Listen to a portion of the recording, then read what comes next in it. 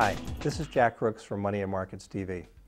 The U.S. economy is taking tentative steps toward recovery, but we're facing serious risks that threaten to drag down the entire global economy.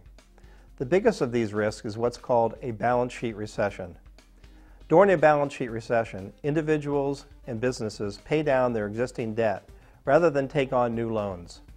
Central banks usually respond to this type of situation by lowering interest rates and injecting capital into the economy to spur lending.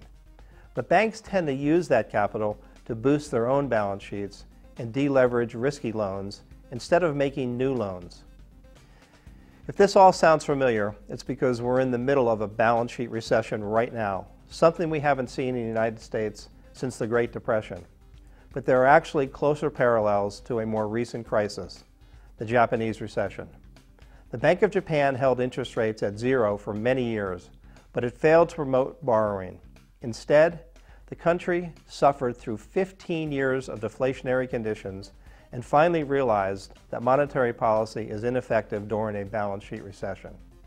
Despite Ben Bernanke's knowledge of economic history, it seems that he hasn't learned this lesson. The Federal Reserve has flooded the market with easy money and held interest rates at historic lows for years. But the real economy is not responding as it would during a normal recession. Ultimately, this could lead to a dramatic collapse in asset values and a significant loss of demand in the economy. Many economists say the only way out of this type of recession is substantial and sustained government spending, which would allow the private sector to realign their higher debt levels to asset prices. Of course, we haven't gotten to this stage of the crisis yet. All the money flowing from global central banks has pushed stock prices higher, along with other risk assets such as commodities and junk bonds. But if U.S. growth disappoints going forward, all these markets could come crashing down very quickly. Whether or not this happens, the dollar seems to be in a very good position. It can rally on growth or disappointment.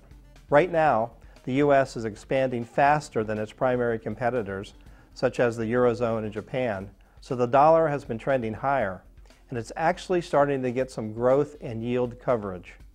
But even if U.S. growth disappoints, the dollar could still get what's called a major risk bid. In other words, investors will seek safety in the U.S. capital markets, so they'll convert their holdings to dollars in order to buy U.S. treasuries. The bottom line is, a balance sheet recession could take years to overcome, even if the government was attacking it the right way.